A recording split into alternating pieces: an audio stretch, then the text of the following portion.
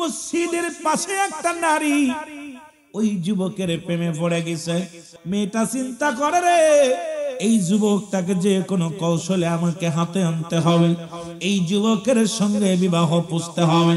কিন্তু যুবক, আমার নবীর যুবক, ও যুবক, যুবক সাহাবী চিন্তা করে, আল্লাহ, এই মেয়েটা বারবার যুবককে পথের মধ্যে একটাই ডাকতে বলে, যুবক রে, আমি তোমাকে ভালোবাসি, তোমাকে ভালোবাসি, তোমাকে ভালো লাগে, তুমি আমার সঙ্গে প্রেম করো, আমাকে বিয়ে করো। যুবক কয়, না, তুমি আল্লাহর ভয় করো, কারণ রব্বি কারীমের দরবারে যেতে হবে, ওই কবরে যেতে হবে, সুতরাং তোমার সঙ্গে আমার প্রেম হবে না, তোমার সঙ্গে আমার ভালোবাসা হবে না, তোমার সঙ্গে আমার কোনো সম্পর্ক নাই। তুমি আগে মাওলারে ভয় পাও, আমার নবীর প্রেমের মালা গলায় পরো, তারপরে দেখা যাবে। কারণ তোমার সঙ্গে আমার কোন এরকম সম্পর্ক করা সম্ভব নয়, কারণ আমার রাসূলকে আমি ভালোবাসি, আমার আল্লাহকে আমি ভালোবাসি, আমার জীবন গেলেও তোমার দিকে আমি তাকাইতে পারবো না। জোরে জোরে চিল্লায়া বলা যাবে না মারহাবা। এ আমার ভাইরা, আমার রাসূল সাল্লাল্লাহু আলাইহি ওয়াসাল্লাম আমাকে এই শিক্ষা দেয় না, আমিও পারবো না, আমার দ্বারাই সম্ভব নয়। আমার বাবারা, আমার বন্ধুরা, আমার এদিন নবীজি ওয়াজ করতে করতে রাত, নবীজি ঈশার সালাত আদায় করে, নবীজি ঈশার নামাজ আদায় করে সাহাবীদেরকে নিয়ে পরামর্শ করতেন, আলোচনা করতেন। ওদিন একটু রাত হয়ে গেছে, যুবক ফিরতে দেরি হয়ে গেছে, মহিলা পথের মধ্যে দাঁড়ায় আছে, যুবককে ধরবে, যুবককে ধরে নিয়ে বাড়িতে চলে গেলেন। বাড়ি যাইয়া ঘরের দরজা লাগায় দিয়ে কয়, যুবকরা, আমাকে ভালোবাসতে হবে। যুবক বলে, না, আমি আমার মাওলাকে ভয় পাই, আমার আল্লাহকে ভয় পাই, আমার রাসূলকে ভালোবাসি, সুতরাং তুমি আমার সঙ্গে জোরাজুরি করো না। যুবকরে অনেক প্রেমের অফার দিলেন, প্রস্তাব দিলেন, প্রত্যাখ্যান করলেন। এবার যুবতী কি করলেন, নিজের গায়ের কাপড়গুলো খুলে ফেললেন। এবার পণ্যের কাপড় খুলিয়ে যুবতী যখন উলঙ্গ অবস্থায় যুবকের সামনে দাঁড়াইলেন, যুবক একটা চিৎকার দিয়ে বলে, রব্বে কারীম,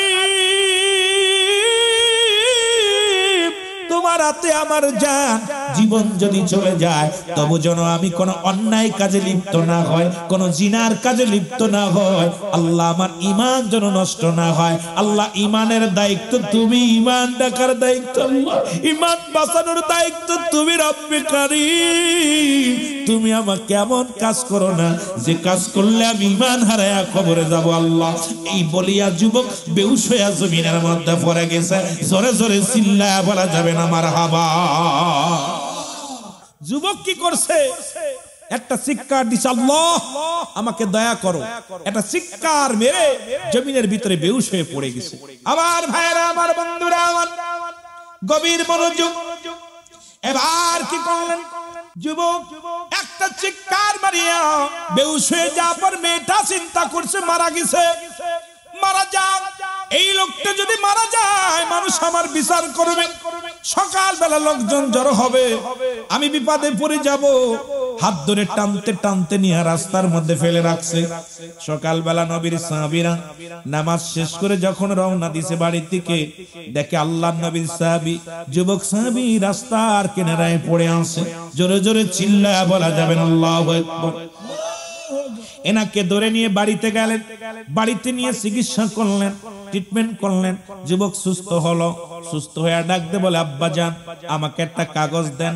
কাগজটা নিলেন, কাগজের মধ্যে লিখে দিলেন, আমার আব্বা জান, ও আমার আব্বা জান, আমি আপনার কলিজার টুকরা সন্তান, আপনার হক আমি আদায় করতে পারলাম না। বাবা গো, আমি যদি মারা যায় আমার লাশটা পৃথিবীর কোন মানুষ দিয়ে কাফন পরাবেন না, পৃথিবীর কোন অন্য মানুষ দিয়ে দাফন করাবেন না, আমি মারা গেলে আমার জানাজার নামাজে কাউকে ডাকবেন না, পৃথিবীর কোন গোরস্থানে আমার কবর দিবেন না, আমি মারা গেলে বাবা গো আমার ঘরের মধ্যে দাফন করে রাখবেন, কারণ পৃথিবীর মানুষজন কেউ জানে না। এই কথাটা চিঠি লিখিয়া আমার বাবারা, আমার যুবকটা মারা গেল, এই দুনিয়ার মায়া ছেড়ে চলে গেলেন। ইন্না লিল্লাহি ওয়া ইন্না ইলাইহি রাজিউন।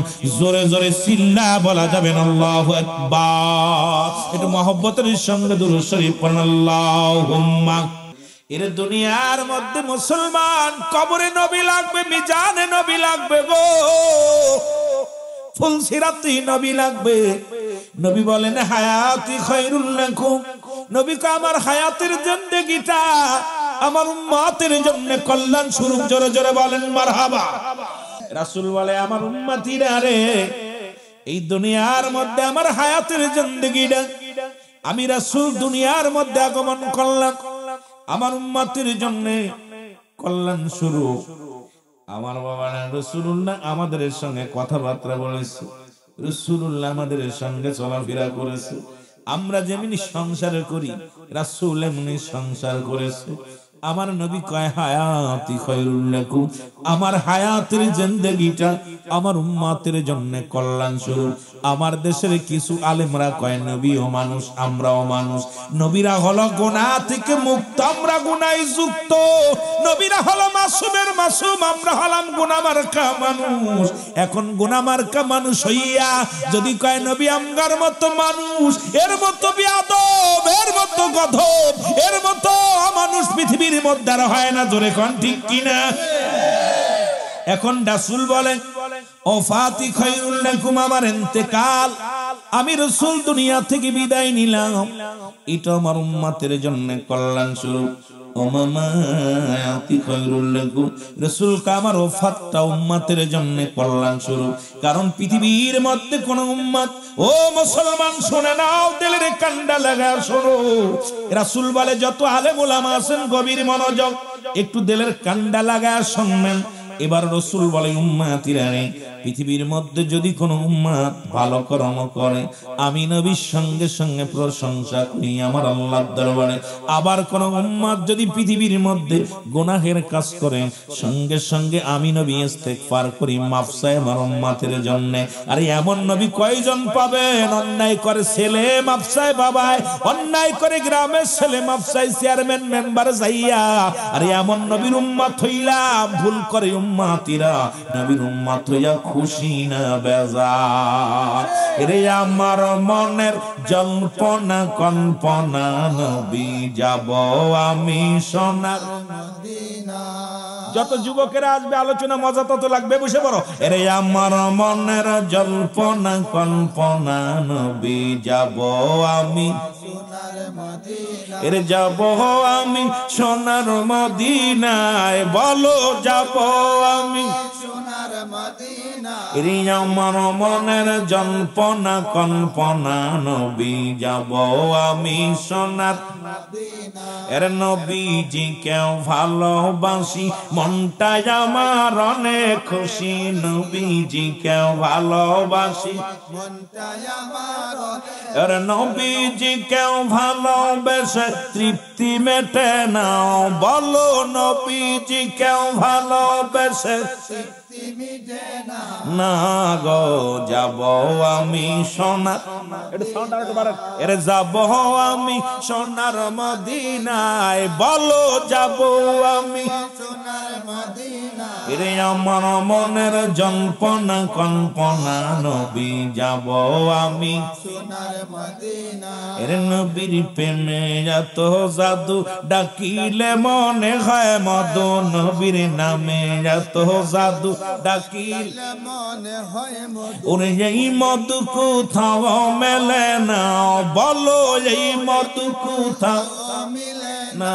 গো যাব আমি সোনার মদিনা, বলো যাব আমি সোনার মদিনায়, বলো যাব আমি সোনার মদিনা। আমার মনের জল্পনা কল্পনা, নবী যাব আমি সোনার মদিনা।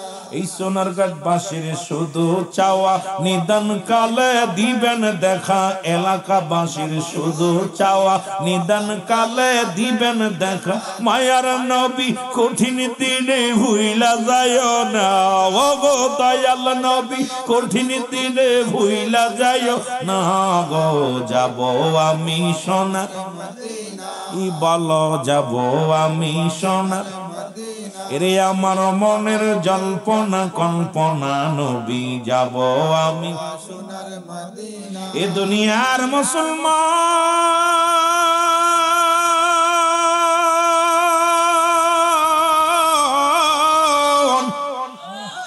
যারা কয় নবী আমগার মতো মানুষ, নবীও মানুষ আমরাও মানুষ গো, নবীরা হলো গুনাহ থেকে মুক্ত, আমরা গুনায় যুক্ত। নবীরা হলো মাসুমের মাসুম, আমরা হলাম গুনাহমার্কা মানুষ। নবীও যে বলছে আমি উম্মতের জন্য আইলাম, আবার উম্মতের জন্য বিদায় নিলাম। কপালপুরা মৌলবীরা এখন সেই নবীর শান বোঝে না। মুসলমান শুনে নাও, শুনে নাও, শুনে নাও, মদিনার মাটি মাটি, বাংলাদেশের মাটি মাটি। মদিনার মাটি গায়ে লাগলে গুনাহ ঝরে যায় রে, বাংলাদেশের মাটি গায়ে লাগলে চুলকানি রোগ হয়। ঠিকই না? মদিনা শরীফের পাথরের মধ্যে চুমা দিলে গুনাহ ঝরে যায়, বাংলাদেশের পাথরের মধ্যে চুমা দিলে প্রস্রাবের গন্ধ পাওয়া যায়। পাথরে পাথরে বেশ কম আছে, মাটিতে মাটিতে বেশ কম আছে। ওরে গতকালকে ছিল নাসির সাহেবের বাড়ি, আজকে হলো রিয়াজুল জান্নাহ বেহেশতের বাগান। এই বাগানের দাম কত? দাম দাম হলো কোরআনের খাতিরে, দাম হলো আলেম ওলামাদের খাতিরে, দাম হলো ও মুসলমান আমার রাসূলের ইজ্জতের খাতিরে, উলামা ইকরামের খাতিরে। ও যুবক, আজকের এই ময়দানের নামটা হলো রিয়াজুল জান্নাহ বেহেশতের বাগান। আগে হলো বেহেশত, তারপরে হলো বাগান। এই জান্নাতের বাগানে বসবে জান্নাতীরা, জাহান্নামীরা নয়। মুসলমান শোনো, জায়গায় জায়গা বেশ কম। আজকে নাসির সাহেবের বাড়ি নয়, আজকে হইছে জান্নাতের বাগান। ওরে মুসলমান, আমার নবীজি বলছে জোরে জোরে চিল্লায়া বলা যাবে না মারহাবা, আর একটু জোরে জোরে চিল্লায়া বলা যাবে না মারহাবা।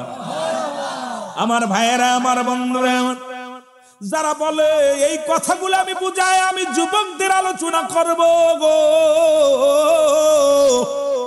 যেহেতু কবরবাসীদের স্মরণের মাহফিল, অনেক লম্বা আলোচনার দরকার। কয়েক ঘন্টা যদি আলোচনা করি তাহলে কিছু বুঝাইতে পারবো। যারা বলেন নবীও মানুষ, আমরাও মানুষ, নবীরা, আমি নবীদের কথা বলতেছিলাম। ও মুসলমান শুনে নাও, রাসূলুল্লাহ যুদ্ধের ময়দানে গেলেন, আমার নবীজির গায়ে একটা পাথর এসে রাসূলুল্লাহর গায়ের মধ্যে লাগছে। আমার নবীর প্রেমিকেরা শোনো, রাসূলুল্লাহর মাথার হেলমেট ভাঙ্গিয়া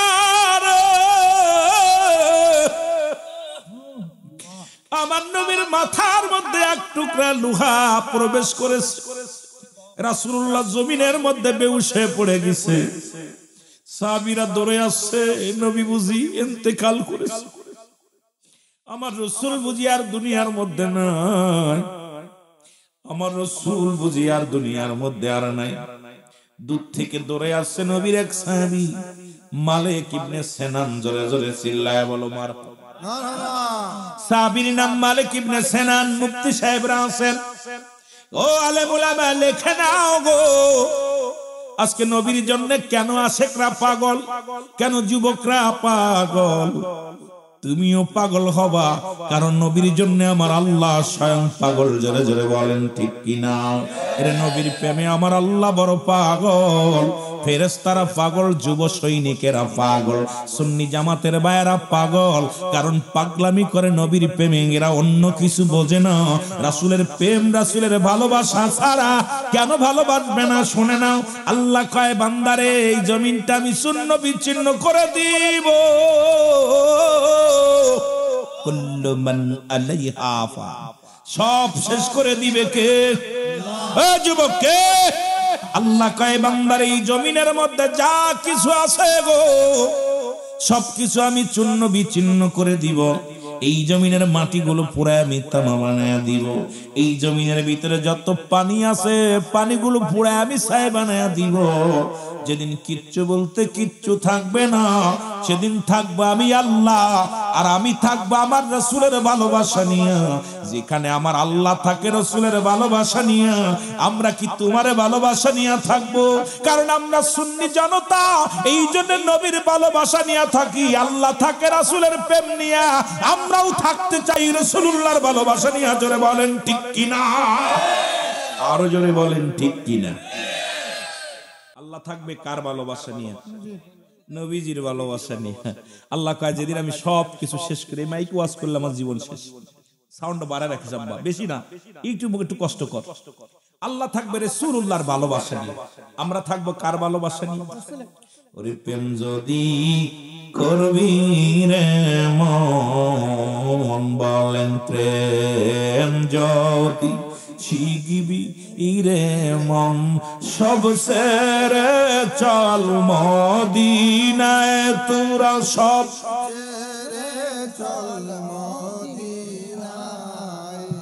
আমার দয়াল নবী যেই দেশে ঘুমায়, আমার প্রাণের নবী। এ যুবকেরা কান দেখলে একটু মহব্বতে, ও তোরা দেখলে সবই পাগল হবি, দেখলে সবই ওরে কাঁদবি বসে নিরালায়, তোরা কাঁদবি বসে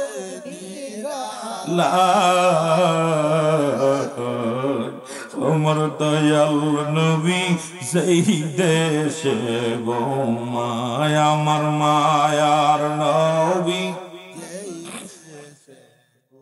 আরে প্রেম যদি করবি রে মন, বলেন প্রেম যদি করবি রে মন, সব সেরে চল মদিনায় তোরা, সব সেরে চল মদিনায়, আমার প্রাণের নবী সেই দেশে উম্মতের কান্ডারি নবী, আমার উম্মতের কান্ডারি, হায় হায় আরে উম্মতের কান্ডারি, ওরে কান্দেন শুয়ে রওয়া যায়, গায় কান্দেন শুয়ে রওয়া যায়, আমার প্রেমের রাসূল যেই দেশে ঘুমায়, আমার দয়াল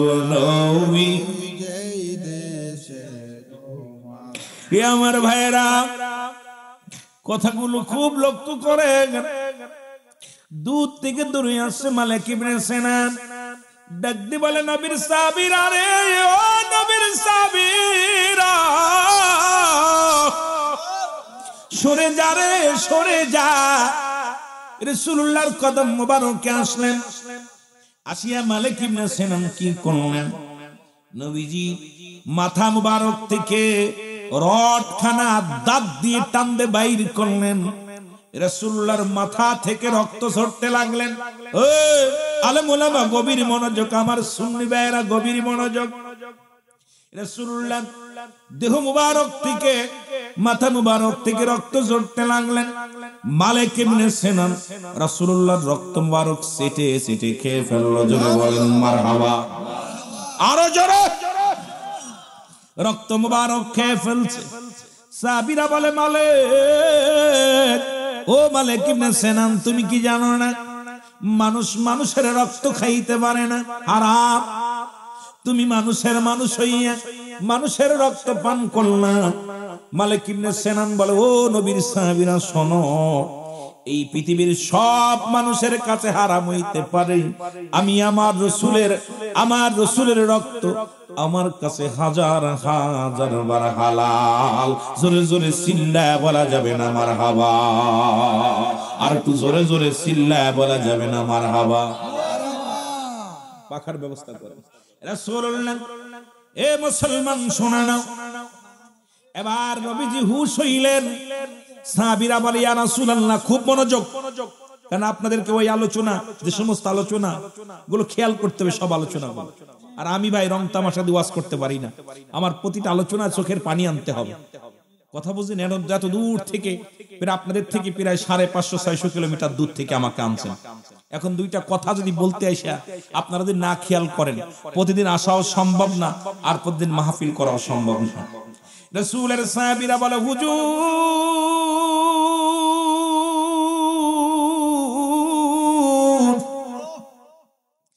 আপনার মালিক ইবনে সিনানের ঈমান চলে গেছে গো, কারণ উনি মানুষ হইয়া মানুষের রক্ত পান করেছে। আল্লাহর নবী ডাক দিয়ে বলে, মালিক রে, তুমি কি জানো না মানুষ মানুষের রক্ত পান করতে পারে না? মালিক ইবনে সিনান বলে, ইয়া রাসূলুল্লাহ, ইয়া হাবিবাল্লাহ, দুনিয়ার সমস্ত মানুষের কাছে হারাম হতে পারে, আমি মালিক ইবনে সিনানের কাছে আমার রাসূলুল্লাহর রক্ত হাজার হাজার বার হালাল।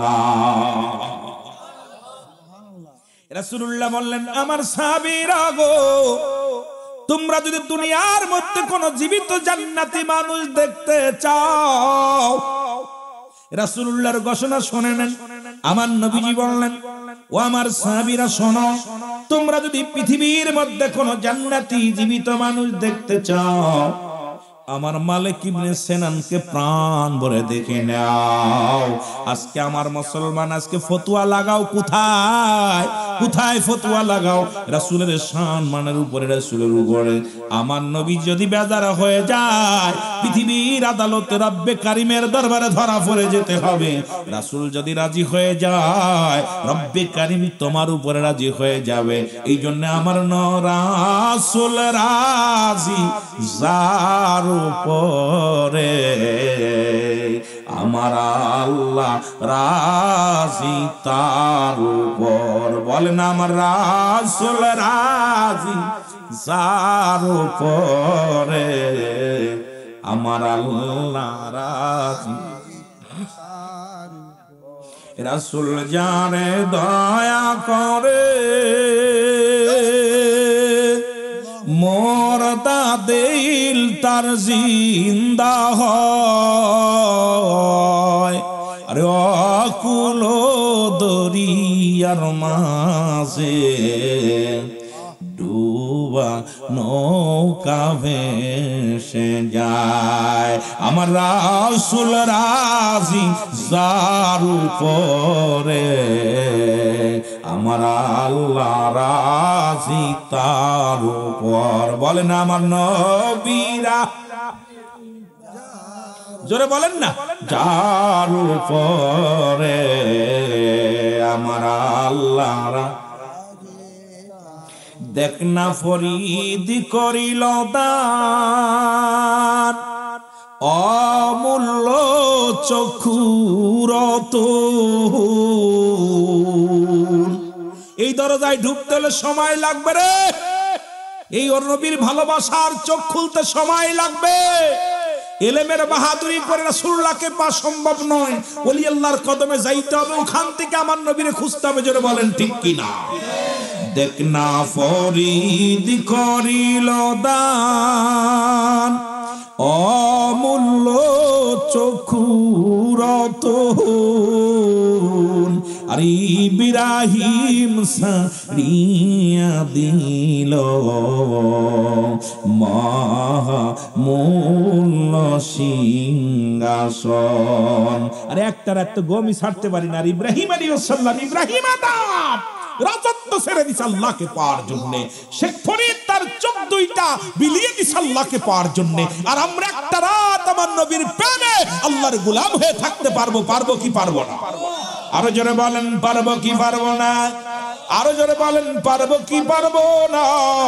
ও যুবক শুনে নাও, শুনে নাও, যারা কয় নবীও মানুষ আমরাও মানুষ, রাহমাতুল লিল আলামিন একদিন পায়খানা মুবারক করলেন। ভালো করে শুনবেন আলেমরা, যারা নবীকে নিয়ে দুশ্মনী করো, দুশ্মনের রাসূলেরা শুনে নাও। রাসূলুল্লাহ পায়খানা মুবারক করলেন। আম্মা জান, যুবক শোনো, আম্মা জান যা রাসূলুল্লাহর পায়খানা মুবারক খুঁজতে লাগলেন। এরে মুসলমান, পাথরে পাথরে পাথরে পাথরে গসন দিয়ে আগুন জ্বালাইয়া খুঁজতে লাগলেন। আম্মা জানের গা দিয়া ঘাম ঝরে, জমিনের জবান খুলে গেছে। জমিন ডাক দে বলে, আমার আল্লাহ একটু আমাকে জবান খোলা দাও। আম্মা জানের গা দিয়ে ঘাম ঝরে, আম্মা জান কি খোঁজে একটু কথা বলতে চায়। জমিনের জবান খুলে গেছে, ডাক দে বলে, আম্মা জান আপনি কি খোঁজেন? বলে, জমিন এই মাত্র আমার রাসূল পায়খানা করে গেল, কোথায় গেল? জমিন বলে, আম্মা জান যেদিন থেকে আমরা জমিন এই পৃথিবীর মধ্যে রব্বে কারীম আমাদের জমিন বানাইছে, সেদিন থেকে অপেক্ষা আছে আমার নবী কখন প্রস্রাব পায়খানা করবে। আমার নবী যখন আমার গায়ের উপরে পায়খানা করেছে, সঙ্গে সঙ্গে আমি জমিন হা করে খেয়ে ফেলেছি। জোরে জোরে চিল্লায় বলা যাবে না মারহাবা? আর একটু জোরে বলো। আজকে যে সমস্ত মৌলবীরা কয় নবী আমগার মতো মানুষ, এরে আমার পায়খানা কুত্তায় খায় না, আপনাদের এই মুসলমান সোনার ঘাটে এমন মুক্তি আছে গো, পায়খানা করে তুলে কুত্তায় শুকে শুকে দেখে কয় চলবে কি চলবে না। আরে আমার নবীর পায়খানা জমিন পায় না, আর ওই মুফতি সাহেবের পায়খানা কুত্তায় খায় না। ও যদি বলে নবী আমগার মতো মানুষ, মেনে নেওয়া যায় না। ও মৌলবী রহমান, রাসূলের পায়খানা জমিন হা করে খেয়ে ফেলেছে, আর তোমার পায়খানা আমার পায়খানা জমিন তো দূরের কথা, এটা মাসকে মাস শুকায় যায়। এরপরে মেয়েরা খড়ির সঙ্গে পুড়ায় সাইজ করে অনেক সময়। যদি বলেন ঠিক কিনা? আমার পায়খানা কুত্তায় খায় না, আর আমার রাসূলের পায়খানা জমিন পায় না, সুতরাং রাসূলের সঙ্গে কোনো মেশাল চলে। আরো জোরে বলেন ঠিক কিনা? এ যুবক, দিলের কান্ডা লাগা শোনো। রাসূলুল্লাহ একদিন গভীর রাত্রে প্রস্রাব মুবারক করলেন। কি করলেন? জোরে বলেন কি? যুবকদের প্রেমের ওয়াদের মধ্যে একটু কথা বলে যায়। রাসূল প্রস্রাব মুবারক করে উম্মে আইমানকে ডাক দিয়ে বলে, আইমান, এই প্রস্রাব মুবারক রেখে দাও, সকালবেলা ফেলে দেয়া হবে। গভীর রাত্রে উম্মে আইমানের পিপাসা লাগছে, নবীজির প্রস্রাব মুবারক খেয়ে ফেলেছে। জোরে বলা যাবে না মারহাবা? আরো জোরে। নবীর প্রেমের ওয়াজ করতে গেলে 2-4 ঘন্টা কয়া শেষ করতে পারবো না। উম্মে আইমান প্রস্রাব মুবারক খেয়ে ফেলেছে। সকালবেলা রাসূলুল্লাহ বলে, আইমান প্রস্রাব মুবারক কই? বলি, ইয়া রাসূলুল্লাহ, বেয়াদবি মাফ করবেন। ইয়া রাসূলুল্লাহ, ইয়া হাবিবাল্লাহ, আমাকে মাফ করবেন। গভীর রাত্রে পিপাসাও লাগছিল, আর ওই প্রস্রাবের ভিতর থেকে এমন ঘ্রাণ, এত সুঘ্রাণ বাইর হয়েছিল। ইয়া রাসূলুল্লাহ, আমি আপনার প্রস্রাব মুবারক আমি পেটের মধ্যে রেখে দিছি, কারণ এই প্রস্রাব জমিনের মধ্যে যদি পড়ে, এটা যদি মানুষের পা লাগে, আমি উম্মে আইমান বেঁচে থাকতে আমার রাসূলের প্রস্রাবের মধ্যে পা দিবে, আমি উম্মে আইমান মেনে নিতে পারবো না। জোরে বলেন মারহাবা। আর একটু জোরে বলেন মারহাবা। আমার রাসূল বলে, উম্মে আইমান, আজ থেকে তোমার জাতির মধ্যে যত বংশ বাইর হবে, প্রত্যেকের গা দিয়া কস্তুরী নাবি, কস্তুরী সেন্ট, যেটা হরিণের নাবি থেকে আসছে, এই ঘ্রাণ বাইর হয়ে যাবে। জোরে বলেন না মারহাবা। আরো জোরে বলেন মারহাবা। আমার ভাইরা, আমার বন্ধুরা, আমার পৃথিবীর সব জায়গা পাগলামি চলে, আমার রাসূলের সঙ্গে পাগলামি করো না, আমার মাওলার সঙ্গে পাগলামি করো না। কারণ রাসূল যদি একবার বেজার হয়ে যায়, রাসূলের দরবারে দরখাস্ত যদি কবুল না হয়, রব্বে কারীম তোমারে ক্ষমা করবে না। দরখাস্ত করো রাসূলুল্লাহর কাছে, ক্ষমা করবে আমার রব্বে কারীম। তবে জোরে জোরে চিল্লায়া বলা যাবে না মারহাবা। নবী প্রেম সুধা পান কর সবে মনবে, দনা যত না জুরাইবে। বল, নবী প্রেম সুধা পান কর সবে মনবে, দনা যত না জুরাইবে। খোদা তথ্য পাবে, ধর লাভ হবে, নবী পদবিনে ভাব সবই মিশে। মারহাবা বলো না? আর একটু জোরে বলো মারহাবা। মহব্বতের সঙ্গে দুরূদ শরীফ পড়ুন। আল্লাহুম্মা সাল্লি আলা। মাইক কথা বলে শান্তি না বলে মাইক একটু সাউন্ড আর একটু বাড়াও ভাই। ওয়ালা আলি সাইয়্যিদিনা মাওলানা। আরো জোরে বল, আল্লাহুম্মা সাল্লি আলা সাইয়্যিদিনা মাওলানা ওয়ালা আলি সাইয়্যিদিনা। এ দুনিয়ার মুসলমান,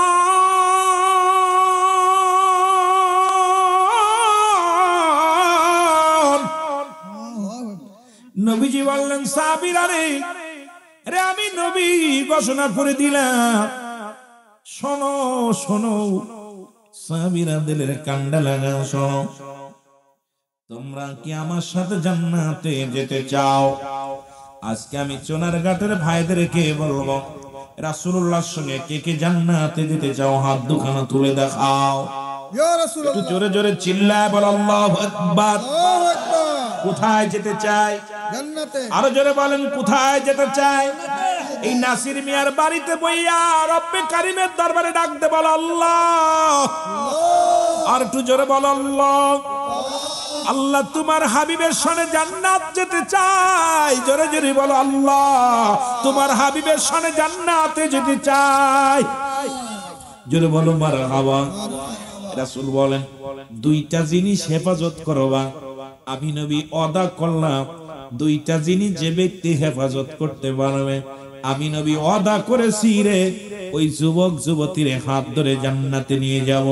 এখন আজকে অনেক যুবকেরা আছেন বাবারা আমার, রাসূলুল্লাহর সঙ্গে যদি জান্নাতে যেতে চান, 16 বছরের যুবতী 18 বছরের যুবক যদি জান্নাতে যেতে চান, আমার রাসূল বলে গেছেন সাহাবীরা রে আমি নবী ওয়াদা করলাম এই দুইটা জিনিস যে ব্যক্তি হেফাজত করতে পারবে, এক নাম্বার হলো গালের মধ্যবস্তু জিহ্বাটা, এটা যে ব্যক্তি কন্ট্রোল করতে পারবে আমি নবী তার হাত ধরে জান্নাতে নিয়ে যাব। জোরে বলো মারহাবা। এই মুখ দিয়ে কাউকে গালি দেওয়া যাবে না, মুখের ভিতরে বিড়ি খাওয়া যাবে না, সিগারেট খাওয়া যাবে না, এই মুখের মধ্যে গাঞ্জা দেওয়া যাবে না। ও যুবক এই মুখ দিয়ে কাউকে গালি দেওয়া যাবে না। এই মুখটাকে যে ব্যক্তি জিহ্বাটাকে যে ব্যক্তি হেফাজত করতে পারে, রাসূল বলছে আমি ওয়াদা করলাম আমি কথা দিলাম এই মুখটাকে যে ব্যক্তি জিহ্বাটাকে কন্ট্রোল করবে আমি রাসূল তার হাত ধরে জান্নাতে নিয়ে যাব। আবার রাসূল বলছেন পায়ের মধ্যবস্তু যেটা লজ্জাস্থান, একটা হলো পুরুষ লিঙ্গ স্ত্রীলিঙ্গ। আমার যুবক বাবারা খুব ধৈর্য সহকারে আলোচনা শোনা লাগবে, কারণ বেশিক্ষণ আলোচনা করবো না, গুরুত্বপূর্ণ আলোচনাগুলো শুনতে হবে। নবীজি বলছে পায়ের মধ্যবস্তু যেটা স্ত্রীলিঙ্গ পুরুষ লিঙ্গ, একমাত্র স্বামী ব্যতীত এই পৃথিবীর মধ্যে স্ত্রী ব্যতীত কোথাও অপচয় করবে না। নবীজি ওয়াদা করেছে, নবীজি ওয়াদা করেছে ওই যুবক ওই যুবতীকে আমি নবী হাত ধরে জান্নাতে নিয়ে যাব। যেহেতু আমার সঙ্গে ওয়াদা করেছেন হাত উঠায় আল্লাহ আমরা রাসূলুল্লাহর সঙ্গে জান্নাতে যেতে চাই। আজ থেকে এমন ওয়াদা যারা করলেন রাসূলুল্লাহর সঙ্গে যদি জান্নাতে যেতে চায় এই দুইটা জিনিস হেফাজত করার দরকার আছে কিনা? আর একটু জোরে বলেন আছে কিনা? কষ্ট হচ্ছে না আপনাদের? কষ্ট হচ্ছে? এ মুসলমান ওই জাহান্নাম বড় ভয়ঙ্কর। মানুষের 3টা বিপদ, নাম্বার 1 হলো মানুষের মরণ, নাম্বার 2 হলো কবর, যেদিন কেউ থাকবে না। ও যুবক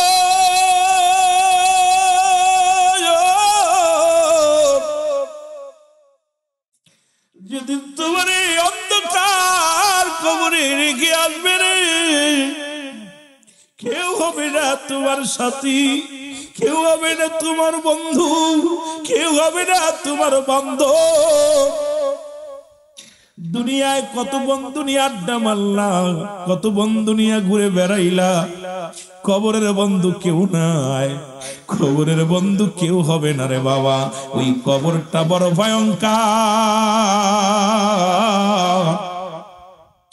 ওই একটা রাত একবার বসে বসে চিন্তা করো, ওই একটা ঘন্টা তুমি কবরে কেমনে থাকবা? কবরে প্রথম রাতটা তুমি কেমনে থাকবা? ওই কবরে কোনো স্বজন থাকবে না, কবরে কোনো বন্ধু থাকবে না, ওই কবরে কোনো সাথী থাকবে না। সেই কবরবাসীদের স্মরণের মাহফিল আইয়া যদি চোখের পানি না পড়ে, সেই কবরবাসীদের স্মরণের মাহফিল আইয়া যদি গুনাহ মাফ না করে বাড়ি চইলা যায়, আল্লাহ রব্বি কারীম ওই কবরে সওয়াল জবাব কেমনে আমরা দিব? ওই সওয়ালের জবাব দিতে পারবো না। রব্বি কারীম গো, ওই দুনিয়া থেকে আমাদের মাসুমের মাসুম বানা দাও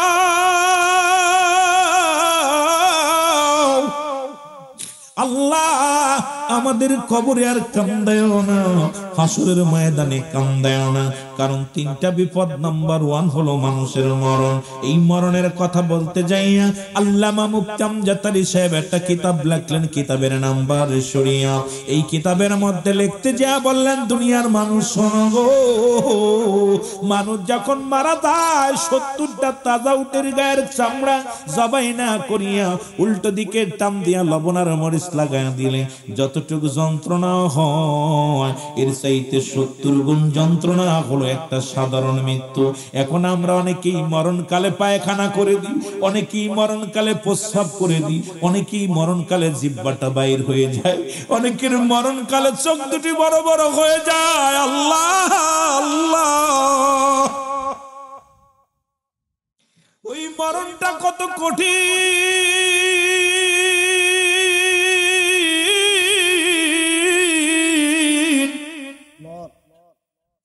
আরে কত মানুষের গোরস্থানে শোয়া দিলাম, কত মানুষের গোসল করাইলাম, কত মানুষের দাফন করাইলাম, কোন দিন যেন আমার কাফনের জন্য মানুষ আইব। এত বাড়াবাড়ি কেন রে বাবা?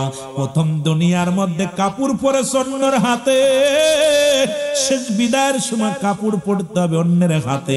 তবে কেন এত হানাহানি? তবে কেন এত মারামারি? তবে কেন এত অহংকার? কারণ নিজের কাপড় নিজে পরার মতো তোমার ক্ষমতা কেউ দেয় নাই। যেদিন দুনিয়ার মধ্যে প্রথম কাপড় পরেছিলে মানুষের সাহায্য লাগছে কি লাগে নাই? জোরে বলেন, লাগছে কি লাগে নাই? এর বেশি ওয়াজ লাগবে না। এই দুইটা জিনিস যদি কোনো ব্যক্তি খেয়াল করে, জীবনের প্রথম লজ্জা স্থানকে আপনার ঢাকছে কে? বেবর্ণ মুসলমান, আপনার প্রতিবেশী, আপনার মা, আপনার খালা, আপনার ফুফু। পৃথিবীর মধ্যমের হাতে কাপড় পরা লাগছে। আবার বিদায়ের সময়, শেষ বিদায়ের সময় অন্য মানুষ কাপড় পরাইয়া দিবে, মহিলাদেরকে দিবে মেয়েরা, পুরুষকে দিবে পুরুষেরা। সুতরাং অন্যের হাতে কাপড় প্রথম পরেছো, শেষ বিদায় অন্যের হাতে কাপড়। তবে কেন এত মামলা? তবে কেন এত দ্বন্দ্ব? তবে কেন এত দুনিয়ার মধ্যে ছগলখুরি? তবে কেন দুনিয়ার মধ্যে এত ক্ষমতার দাপট? যদি কোনো মানুষ এইটা জ্ঞান দ্বারা, যদি কোনো ব্যক্তির জ্ঞানের মধ্যে এই চিন্তাটা আসতো, কোনোদিন কোনো ভাইয়ের বিরুদ্ধে মামলা দিত না, কোনোদিন কোনো ভাইয়ের কষ্ট দিত না, কোনোদিন কোনো ভাইয়ের কষ্ট দিত না, দুনিয়ার মধ্যে মানুষের হক নষ্ট করত না, প্রতিবেশীর হক নষ্ট করত না। কারণ কবর করবে তোমার, কেউ বা কবর করবে প্রতিবেশীরা, কেউ বা তোমার দাফন করাবে, কেউ তোমারে কাফন পরাবে, কেউ জানাজায় শরীক হবে, কেউ তোমারে গোসল করাইবে, সবই প্রতিবেশীর সাহায্য লাগবে। এই দুনিয়ার জিন্দেগি ক্ষণস্থায়ী জিন্দেগি, চিরস্থায়ী জিন্দেগি হলো আমার কবর। সেই কবরের চিন্তা করার দরকার আছে কিনা? আর একটু জোরে জোরে চিল্লায় বলো, আছে কিনা? একটু মহব্বতের সঙ্গে দুরূদ শরীফ পড়েন, আল্লাহুম্মা সাল্লি। এই জায়গাটা পুরো করে আগে আসো, আগে আসো, আগে আসো, আগে আগে বসো। বাদান যারা দাঁড়ায় আছেন সবাই ভিতরে এসে বসেন। মহব্বতে একটা ঘন্টা আল্লাহকে ভয় করে বাদান রেখা। জানি না কার জীবনের শেষ মাহফিল, জানি না কার জীবনের শেষ রাত, দাঁড়ায় দাঁড়ায় লাভ নাই। একটু কষ্ট করে ভিতরে এসে বসেন, আল্লাহর কাছে কান্দেন, আল্লাহ এই জান্নাতের বাগান আজ জীবনে পাবো কি পাবো না জানি না। আরে ভাই, কার জীবনের শেষ মাহফিল হয়ে যাবে? কত মানুষ কত আশা শুয়ে চাকরি করতে যাচ্ছে, বিদেশে যাচ্ছে, বিদেশ থেকে কফিন হয়ে বাড়ি ফিরতেছে, বাড়ি ফিরতেছে কফিনে লাশ। কারণ জানে না যে আমি লাশ হয়ে বাড়ি ফিরবো, তাহলে জীবনেও সে বিদেশে যেত না। আমার বাবারা, এই জন্য মাহফিলে যারা আসার নিয়ত করে আসছেন, মাটিটারে কামড়ে ধরে বসেন, বৈশাখ কান্দেন আর বলেন, আল্লাহ ও আল্লাহ, আমরা গুনাহগার, আমরা পাপী, আমাদেরকে মাফ করে দেন। কারণ আমরা যদি মাফ না পাই কোথায় যাব? যাওয়ার জায়গা নাই। এই পৃথিবীর মধ্যে যদি জাহান্নামী হয়ে যায়, এ রব্বে কারীম। কারণ এই দুনিয়ায় কত ওয়াজ শুনলাম, আজ পর্যন্ত যদি মাপ না পাই, আমার জীবন বিফলে। সোনার জীবন বিফলে গো, সোনার জীবন বিফলে। ও নবীজি আপনায় না পাইলে বলেন সাদের জীবন বিফলে গো, সোনার জীবন বিফলে। নবীজি আপনায় না পাইলে কুরআন আর হাদিস শুনি,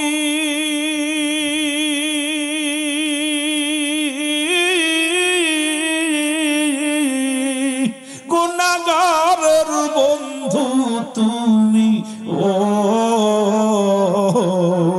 ওই নামেতে মধু মাখা, ওই নামেতে মধু মাখা করছো পাগল রে নবী তোমার। আর আরো জোরে জোরে বললেন আমার সাদের জীবন বিফলে গো সোনার জীবন ও নবীজি আপনা ও মায়া তোমার নবী সৃষ্টির পর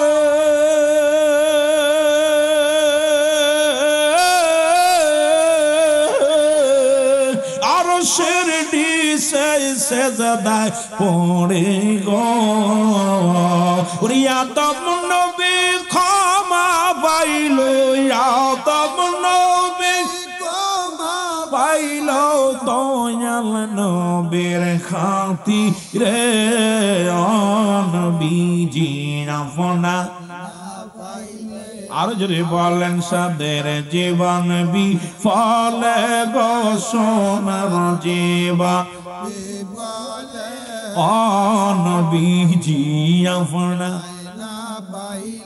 ওরে ওই নামেতে মধু মাখা ওই নাম